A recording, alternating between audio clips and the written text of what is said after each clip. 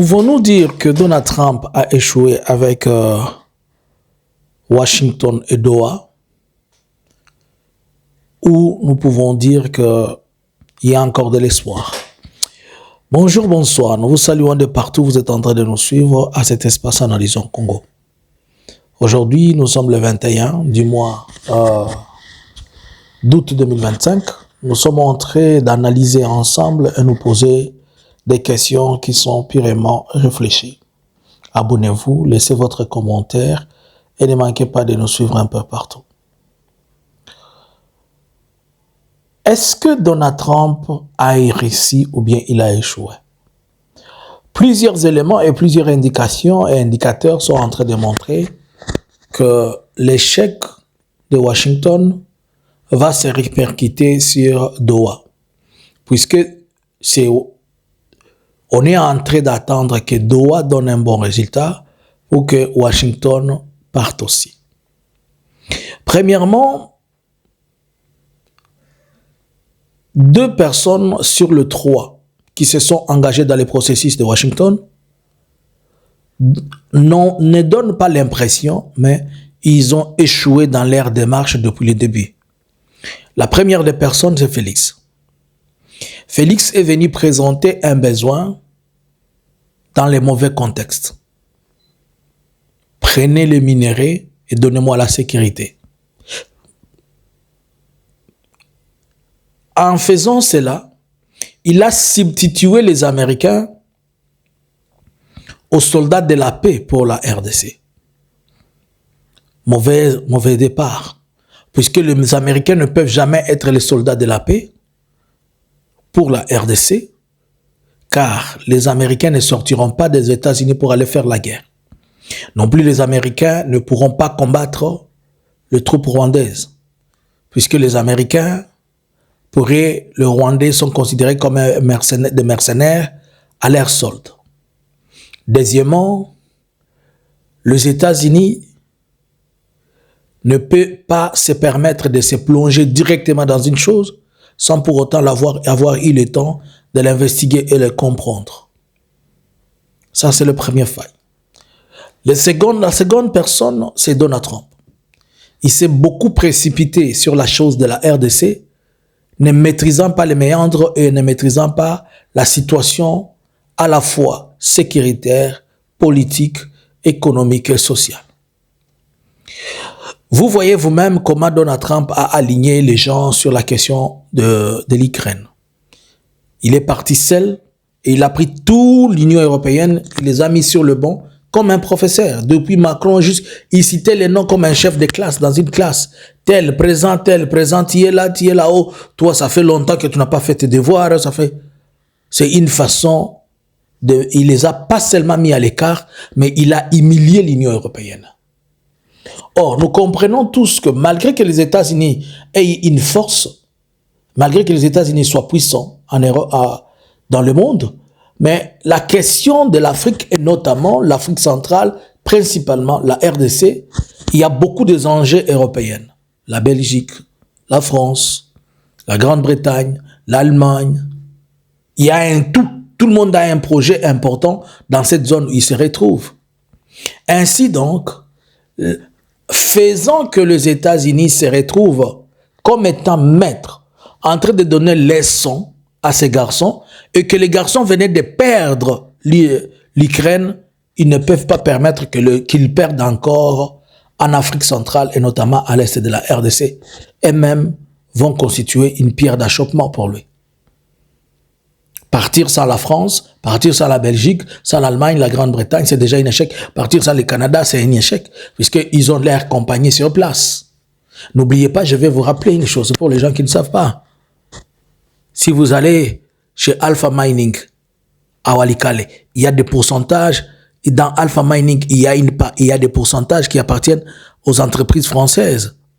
Il y a même les grandes banques, la famille Rothschild, elle est même aussi au niveau du mining de Walikale avec BC et Mining. Ce n'est juste qu'un exemple. Bon. Donald Trump ne maîtrise pas le problème politique de la RDC. À tel point que même sur les cartes géographiques, il ne sait pas là où se trouve la RDC. Alors, il est venu avec un esprit croyant que ce sont des choses qui devaient aller vite. Mais quand il se met à table, il réalise que le retour commence à venir vers lui. On lui est en train de lui montrer, non, ici c'est comme ça, ici c'est comme ça, ici c'est comme ça. Là, il s'est dit non, on doit encore vérifier. Troisième élément, il n'est pas médiateur dans les conflits, il est partie prenante du conflit. Puisque le Rwanda étant en conflit avec la RDC, et lui se positionne comme le problème, comme le donneur de leçons, mais pas seulement, mais étant bénéficiaire numéro 1 de la situation de l'insécurité au travers le minerai. Et dans ce contexte-là, les deux garçons qui sont en conflit, le Rwanda est à l'écart, la RDC pressée, Donald Trump pressé, ils se cognent eux-mêmes la tête, puisqu'ils n'ont pas si bien calculé et avant de partir. Là, Donald Trump commence à faire un rétropédalage et il commence à se poser la question, est-ce que je dois continuer ou je ne dois pas continuer? Est-ce que j'ai bien agi ou bien je n'ai pas bien agi? Il réalise qu'il a affaire à un gouvernement de corrompus, il réalise qu'il a affaire à un gouvernement de détournés, de détourneurs. Aujourd'hui, quand il est en train de se poser la question sur des questions de droits de l'homme, c'est qu'il commence à un peu se réveiller. Bon, il y a encore des conflits à la porte de là où ils sont en train de partir, tels que les conflits de l'Ituri, tels que les autres conflits. Et comment vont-ils se comporter par rapport à ces conflits-là? Bon, il y a un problème à l'interne qui doit trouver solution avec Doha. Mais Doha ne donne pas solution à l'interne puisque Kinshasa bloque la situation. Kinshasa veut que les choses marchent selon lui et il ne veut pas surtout écouter la voie la plus simple dont on lui a dit, tu négocies et tu dis, organise un dialogue. Et lui n'est ni dans la négociation ni dans le dialogue.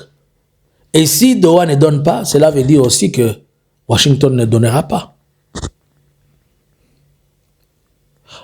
Si on regarde les enjeux dont je suis en train d'expliquer, l'absence de l'Union européenne dans ces deals-là, les mauvais départs, le belligérant qui ne sont pas d'accord. Le Rwanda a toujours dit, je ne vous ai jamais demandé vos minéraux. Et les acteurs sur terrain, le Congo est parti demander que l'on signe des contrats sur des terres qui n'occupent pas, mais des terres qui sont occupées par d'autres personnes, et les autres personnes sont l'Alliance Fleuve Congo, mais ils voulaient assez que l'on fasse pression sur l'Alliance Fleuve Congo, en fait qu'ils obtiennent cela. C'est comme si on est parti vendre du vent à Donald Trump. Et Donald Trump réalise après, mais moi, mon balio a été kelinga nino. Pour tout l'autre, c'est de la poudre aux yeux. Sans pour autant aller trop loin, vous comprenez avec moi que c'est déjà un échec pour Donald Trump. Nous sommes aujourd'hui le 21 août. Jusque-là, il n'y a aucun programme qui est fixé, car on disait que c'était au mois d'août qu'on devait signer ça. Il n'y a aucun programme qui est fixé jusque-là. Et partant de ça, même au mois de septembre, s'il y avait un programme, on devait quand même le mettre à jour pour que les états-majors se préparent. Est-ce qu'on continue à discuter dans le noir pour amener des solutions? Même dans le noir, il y a des choses qui apparaissent dans les ténèbres, qui apparaissent dans la lumière, mais qui disent que les ténèbres restent toujours ténèbres dans cette situation.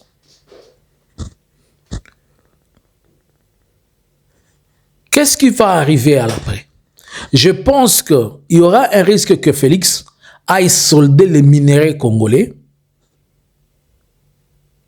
comme un zombo le soir au prix Mangondo, comme on dit chez nous. Il sera obligé peut-être de vendre beaucoup aux Qataris, aux Émiratis, et peut-être encore, je ne crois pas avec la Chine, mais peut-être avec d'autres endroits, puisque ce qu'il espérait, il ne va pas l'avoir. Et comme il ne va pas l'avoir, les minéraux congolais vont être soldés à un prix dont je ne peux pas dire. C'est ça la crainte. Et la crainte, c'est que maintenant, il va revenir en force sur les minéraux et prendre toutes les concessions et en faire les siens. Mais au finish, il aura besoin d'argent, il aura besoin de moyens pour continuer la guerre. Que faudra-t-il faire? Il faut repenser à autre chose. Mais pour le moment, Je parlerai aux gens dans les domaines spirituels ce que je vis. Suivez-moi sur la vérité miracle. Vous comprendrez ce que... Ici, je ne fais que l'analyse, mais c'est sur la vérité miracle que je dirai ce que je vis. Et c'est pourquoi je suis en train de dire, Donald Trump n'a-t-il pas échoué son deal? Félix, où est ton deal? Bonjour, bonsoir. Analyson's Congo subscribers.